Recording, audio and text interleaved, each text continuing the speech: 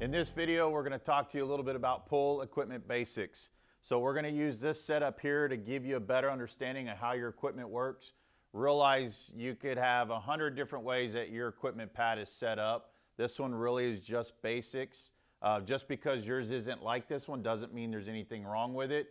There's a lot of different ways that you can set this up, but in this video, we're really going to just teach you those basics, and it should match up to what you have. So what we have here is our equipment pad. This is usually on the side of the house or maybe a little bit away from where your pool is at.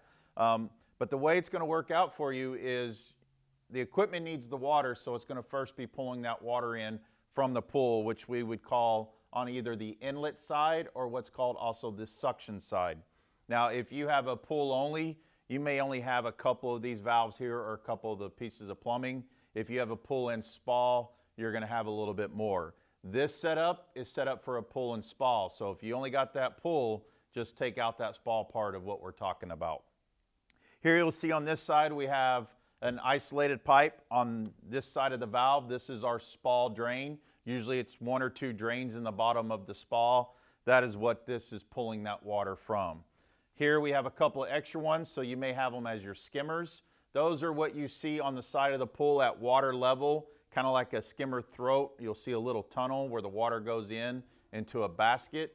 Those are pulling that water there, helping bring those leaves into that basket so that you can empty them out later. And then the last one down here for this setup is the pool drain. Again, it could be at the bottom of the pool, maybe even on the sidewall of your pool. All those areas are pulling that water in through the system to circulate through.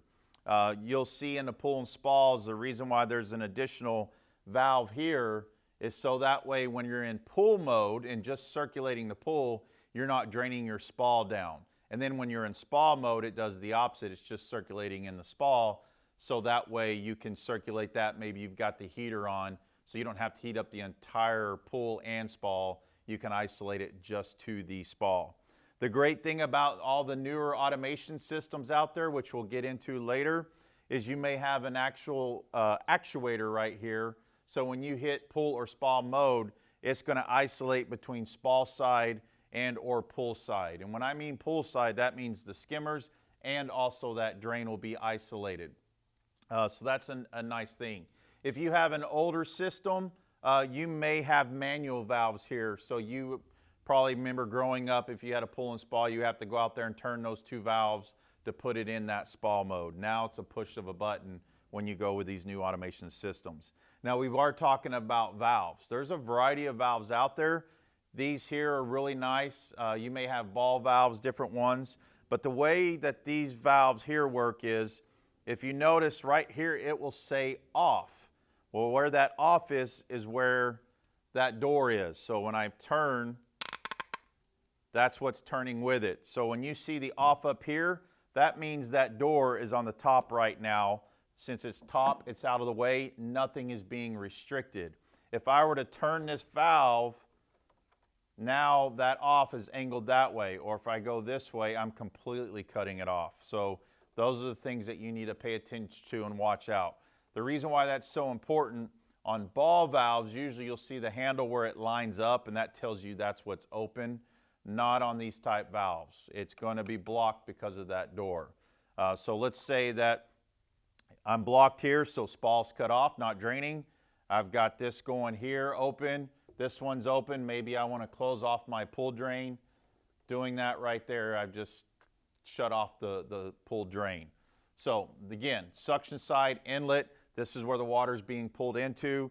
It's going into your pump. Your pump has its housing. Inside there is an impeller that is helping move that water and continue flowing it through your equipment.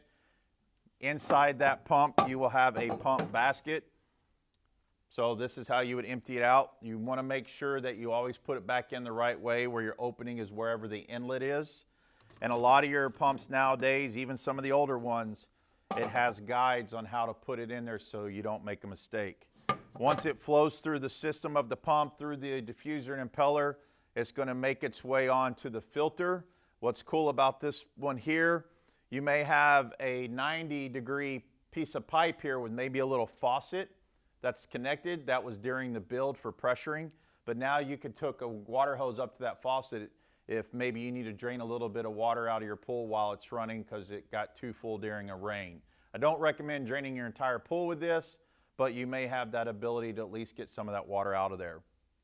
Usually, if you're automated, you may see a water temp sensor right here, and this is going to read the water temp so that you can look at that on your phone and go, oh, you know, give you that determination of whatever that water is.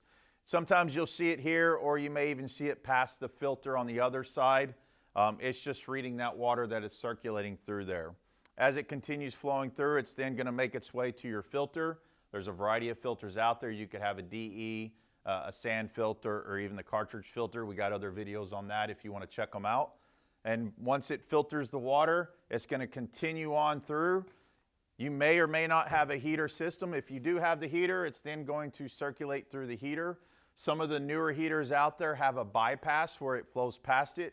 It is putting a little bit of water in there just to circulate it, but it's not putting that whole pressure inside that heater. And then that's going to continue run through the system after it exits the heater, and you may have some type of sanitation system, be it a salt cell, a chlorinator. You may have a ozone or a UV system or an AOP system that has both. And then it's going to continue on and come back to another actuator, which now you're on your return side. Now you're trying to divert the water where you want it to go back to your pool and spa. With these actuator here, again, this side spa is turned off, or it may be slightly open so that way you have some circulation in the spa, or maybe you may see that spill over on your spa, or it may be completely separated and you have a pool and a spa schedule. So certain times of day you may be just circulating the spa, other times you're circulating the pool. Again, there's a variety of ways that you can set this up. Right now it is set up in pool mode, so the water is going to come through. My off is right here, so the water is going this way, and this is going back to my return. You may only have a single pipe just going to those returns that you see in your pool. You may have 2, 3, 6 of them, whatnot. That is where that would go to. If you have multiple valves, you may have a bubbler that's on a tanning ledge where it's like a return going straight up.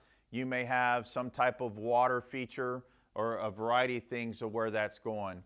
In some states, it's really common to also have a valve or a pipe that goes back to the spa and it's dedicated there, and that's the one that's circulating the spa while you're in pool mode. So all these will be labeled. If they're not, when you do your pool school with your builder, they'll be able to identify that and label it for you. But these are just some of those basic concepts of doing that return.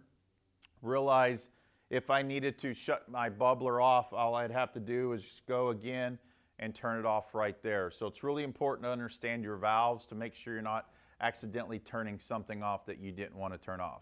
So this is the basics of your equipment pad and how it functions for your pool and spa. Have a great day.